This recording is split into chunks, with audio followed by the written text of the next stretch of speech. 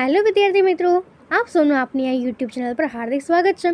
તો આજે હું તમારા માટે લઈને આવી ગઈ છું ધોરણ 9 વિષય સામાજિક વિજ્ઞાન ગુજરાત માધ્યમિક અને ઉચ્ચતર માધ્યમિક બોર્ડ ગાંધીનગર તરફથી પેપર છે તેની સમજૂતી.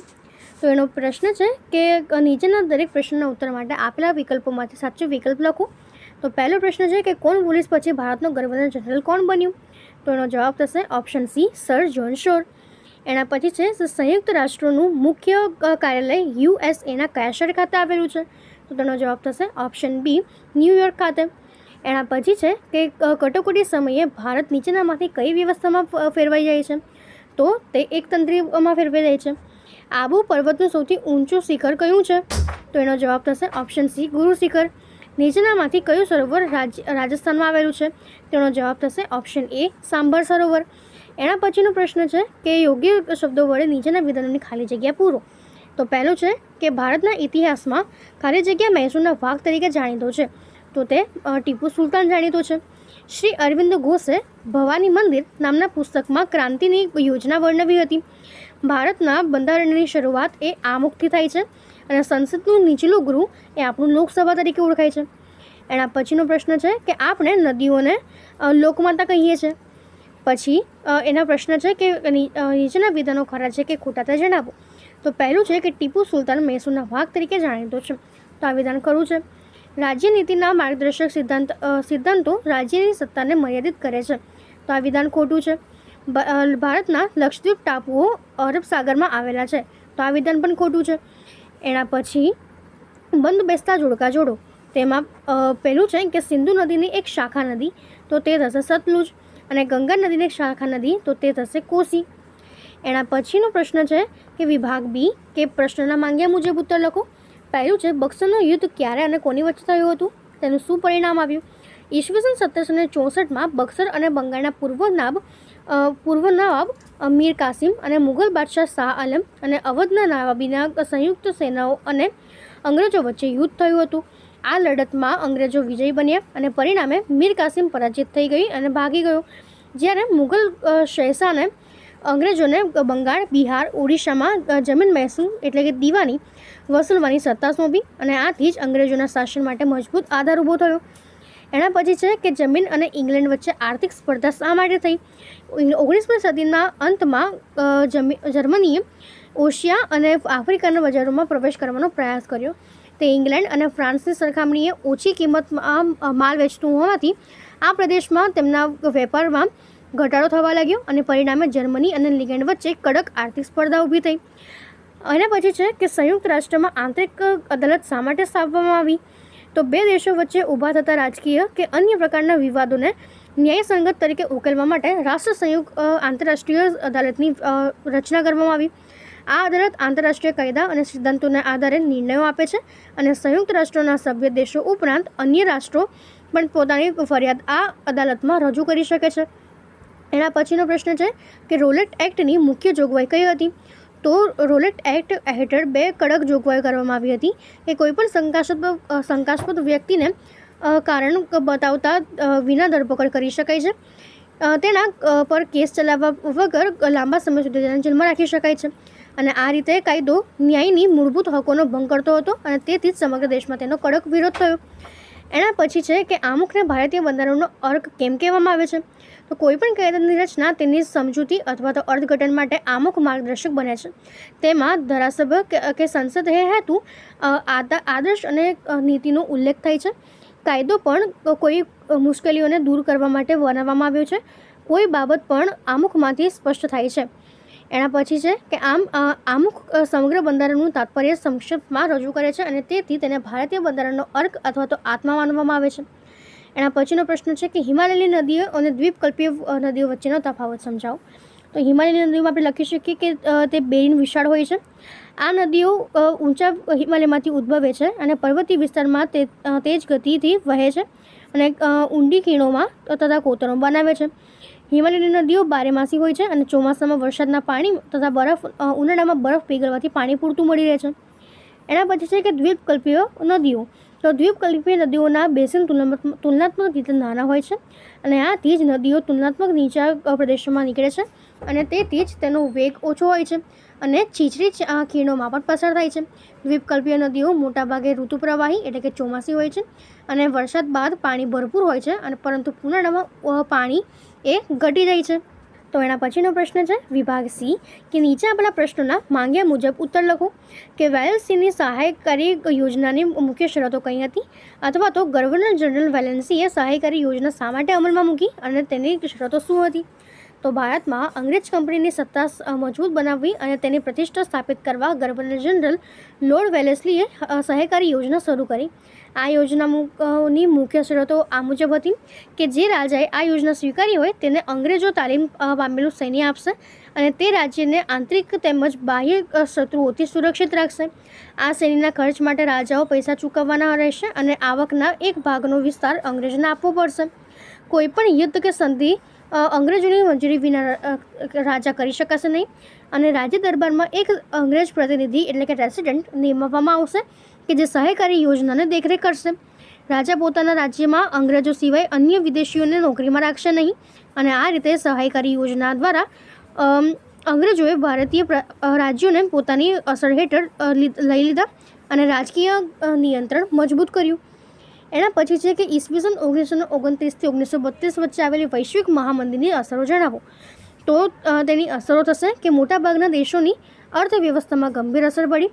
બ્રિટનને પોતાના ચલણ પાઉન્ડ માટે સોનાનો જથ્થો અનામત રાખવાની નીતિ છોડવી દેવી પડી કે જેના કારણે અન્ય દેશો પર પ્રભાવ પડ્યો. અમેરિકા જેવા સમૃદ્ધ દેશોમાં અન્ય ઉદ્યોગો અને કારખાનાઓ બંધ થઈ ગયા. લાખો કામદારો બેરોજગાર બન્યા અને ગરીબોમાં વધારો થયો. અમેરિકાની અર્થવ્યવસ્થા નબળી પડી કે જેના કારણે કડક આર્થિક નિર્ણય લેવા પડ્યા અને આંતરરાષ્ટ્રીય વેપાર અને ઉદ્યોગ પર ભારે અસર થઈ કે વૈશ્વિક વેપાર ઘટીને અડધો થઈ ગયો. એના પછીનો પ્રશ્ન છે કે પારિભાષિક શબ્દ સમજાવો. પહેલું છે રાજનીતિના માર્ગદર્શક સિદ્ધાંતો. તો રાષ્ટ્રના સામાજિક, આર્થિક, રાજકીય તેમજ આંતરરાષ્ટ્રીય જીવન માટે નીતિઓ નક્કી કરવામાં સહાયક અને તેવા નિયમો રાજનીતિના માર્ગદર્શનમાં સિદ્ધાંત કહેવામાં આવે છે. આ સિદ્ધાંતોને ભારતના બંધારણમાં સામેલ કરવામાં આવે છે કે જેથી દેશના શાસન અને દિશા અને માર્ગદર્શન મળી રહે. માનવ અધિકાર શું છે? તો માનવ અધિકાર એવા હક છે કે જે વ્યક્તિના અસ્તિત્વ અને તેના વ્યક્તિત્વના સર્વાંગી વિકાસ માટે જરૂરી સામાજિક પરિસ્થિતિઓ પૂરા પાડે છે. માનવીના સમાન વિકાસ અને સન્માનિત જીવન માટે આ અધિકારો અનિવાર્ય માનવામાં આવે છે. કાયદા સમક્ષ સમાનતા શું છે? તો કાયદા સમક્ષ સમાનતા એનો અર્થ છે કે દરેક વ્યક્તિ કાયદાની નજરે સમાન છે અને કોઈ પણ વ્યક્તિ સમાજ કે વર્ગને વિશેષ અધિકાર આપવામાં આવતા નથી અને કોઈને ભેદભાવથી વંચિત પણ રાખી શકાતા નથી. તો એના પછીનો આપણો પ્રશ્ન છે કે ભારતના નકશામાં નીચેની વિગતો દર્શાવો. તો અહીં આ જે ભૂતાન છે એ ભૂતાન આપણો અહીંયા થશે. એના પછી છે કે ભારતીય મરુસ્થળ, તો તે થશે ભારતીય મહામરુસ્થળ અહીંયા આવશે અને પશ્ચિમનું તટીય મેદાન તો તે અહીંયા આવશે. તો આ રીતે આપણે તેને દર્શાવી શકીએ. એના પછી છે કે સાંભર સરોવર, તો સાંભર સરોવર જે છે એ આપણે અહીંયા દર્શાવી શકીએ છીએ. એના પછી બુલર સરોવર, તો તે અહીંયા ઉપરની સાઈડ આવશે અને જે પુલિકટ સરોવર છે તે નીચેની તરફ આવશે. એના પછી છે કે વિભાગ ડી કે નીચેના પ્રશ્નોના સવિસ્તાર ઉત્તર આપો. પહેલું છે કે ભારતમાં ઉગ્ર ક્રાંતિકારી ચળવળનો ઉદ્ભવ અને વિકાસ સમજાવો. તો બંગભટ્ટની ઘટના 1905 ઈસવીસન 1907થી સુરત કોંગ્રેસમાં થયેલા મતભેદ અને કોંગ્રેસની ફરક ઠરાવો અને વિનંતીઓ કરવાની નરમ નીતિ, આ તમામ કારણોથી ભારતમાં ઉગ્ર ક્રાંતિકારી ચળવળનો આરંભ થયો. લાલા લજપત રાય, બાલ ગંગાધર તિલક અને બિપિનચંદ્ર પાલ, લાલ બાલ અને પાલ ત્રિપુટીએ જહાલવાદી નીતિને આગળ વધાવી અને લોકમાન્ય ટિળકનું સૂત્ર હતું કે સ્વજન મારો જન્મસિદ્ધ અધિકાર છે અને હું તેને મેળવીને જ રહીશ. યુવા કાર્યકરો માટે પ્રેરણાસ્ત્રોત બની ગયું. ઉદારવાદી અને ઉગ્રવાદી નેતાઓ એક સમાન સફળ ન થયા. ક્રાંતિકારીઓએ ભારતને અંગ્રેજ શાસનમાં બળપૂર્વક મુક્ત કરવાનું લક્ષ્ય રાખ્યું. તેઓ બલિદાન આપવા તથા જરૂરી હોય તો હિંસાત્મક પગલાં ભરવા પણ તૈયાર થયા. ક્રાંતિકારી પ્રવૃત્તિઓ મહારાષ્ટ્ર, બંગાળ, બિહાર, ઓડિશા, પંજાબ, ગુજરાત, રાજસ્થાન, તમિલનાડુ, ઉત્તર પ્રદેશ અને મધ્ય ભારતમાં પ્રસરી. આંદોલનને ગતિ આપવા માટે ત્રિમેડા સોસાયટી, અભિનવ ભારત, અનુસૂચિત સમિતિ, અંજુલ એ મહિલા વતન અને ભારત માતા સંસ્થા જેવી સંસ્થાઓ ઊભી થઈ. વર્તમાનપત્ર અને સામયિક જેમ કે સંધ્યા, યુગાંતર, નવશક્તિ, વંદે માતરમ, કેસરી અને મરાઠાને એ ચળવળને બળ આપ્યું. ક્રાંતિકારી પ્રવૃત્તિના તબક્કાઓ. તો પ્રથમ તબક્કો હતો કે 1905 થી 1920. તો અલીપુર બોમ્બ કેસ, હાડવા હત્યાકાંડ, ઢાંકાની ઘટના તથા દિલ્હીના વાઇસરોય હાર્ડિચ અને અમદાવાદના વાઇસરોય મિન્ટો પર બોમ્બ હુમલો કરવાના પ્રયાસો. બીજો તબક્કો 1920 થી 42. તો કાકોરી કાંડ, લાહોર હત્યાકાંડ, દિલ્હીની ધારાસભ્યમાં બોમ્બ ફેંકવાની ઘટના મુખ્ય રહી. અને આ રીતે ઉગ્ર ક્રાંતિકારી ચળવળે ભારતીય રાષ્ટ્રીય સ્વાતંત્ર્ય સંઘમાં સંઘર્ષમાં નવી તીવ્રતા અને ઉર્જાનો સંચાર કર્યો. એના પછીનો બીજો પ્રશ્ન છે કે ઉત્તર ભારતના મેદાન વિશે વિગત આપો.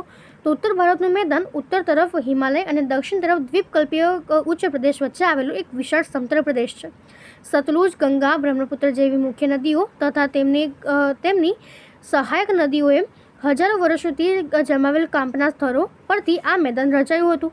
અહીં કાંપના સ્તરો 50 મીટરથી પણ વધુ જાડા જોવા મળે છે અને મેદાનોનો મોટાભાગનો વિસ્તાર એ સપાટ છે અને તેથી ઊંચાઈ એ સમુદ્ર સપાટીને આશરે 180 મીટર જેટલી છે. આ મેદાન આશરે 2400 કિલોમીટર લાંબુ છે. પશ્ચિમ તરફ તે તુલનાત્મક રીતે સાંકડું છે અને પૂર્વમાં વિશાળ છે. નદીઓના જમાવટથી બનતું આ પ્રદેશ વિશ્વના સૌથી મોટા મેદાનોમાં ગણાય છે અને અહીંના જમીન બહુ જ ઉર્વર છે, આબોહવા અનુકૂળ છે અને પાણીની પર્યાપ્ત ઉપલબ્ધિ હોવાના થકી મોટા પાયે વિકાસ થાય છે. અને આ કારણે ઉત્તર ભારતનું મેદાન એ દેશોને સમૃદ્ધ વિસ્તાર માનવામાં આવે છે. દિલ્હી, આગ્રા, લખનઉ, વારાણસી, પટના, કોલકાતા જેવા મહત્વના શહેરો એ અહીં જ આવેલા છે અને દિલ્હી પાસે મેદાન સાંકડું હોવાથી તેને ગંગા મેદાનનું પ્રવેશદ્વાર કહેવામાં આવે છે. આ મેદાનને બે મુખ્ય ભાગ છે. એક છે સિંધુ નદી પ્રણાલીનું મેદાન અને બીજું છે કે ગંગા બ્રહ્મપુત્ર પ્રણાલીનું મેદાન. સિંધુ તથા તેની 5 સહાયક નદીઓ જેલમ, ચિનાબ, રાવી, વિયાસ અને સતલુજ એ રચેલું મેદાન પંજાબ એટલે કે પંચ એટલે 5 અને આબ એટલે નદીઓ તરીકે ઓળખાય છે કે જેમાં મોટો ભાગ એ આજના પાકિસ્તાનમાં આવેલો છે. અને ગંગા નદી હરિદ્વાર પાસે મેદાનમાં પ્રવેશીને પૂર્વ તરફ વહે છે, જ્યાં યમુના, ગોમતી, ઘાઘરા, ગંડક, સોન, કોસી જેવી નદીઓ એ તેને મળે છે. બાંગ્લાદેશમાં બ્રહ્મપુત્ર પાસે મળીને તે મેઘના તરીકે વહે છે અને વિશ્વનું સૌથી મોટું મુખ ત્રિકોણ એટલે કે ડેલ્ટા બનાવે છે. ભૂ